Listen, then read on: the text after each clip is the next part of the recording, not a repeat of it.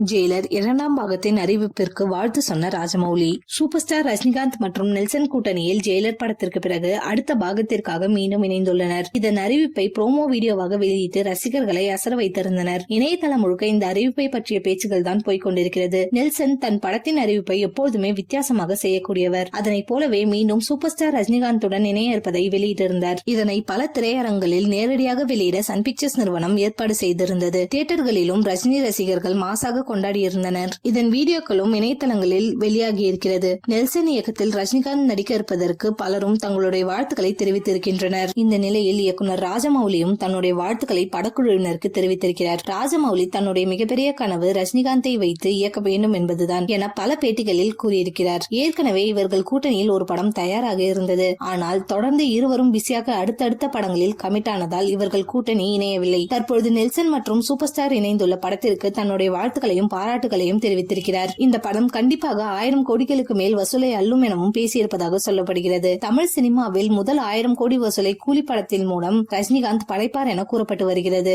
அதனைத் தொடர்ந்து நெல்சன் இயக்கும் படத்தின் வசூலும் பல புதிய சரித்திர சாதனைகளை படைக்கும் என எதிர்பார்க்கலாம்.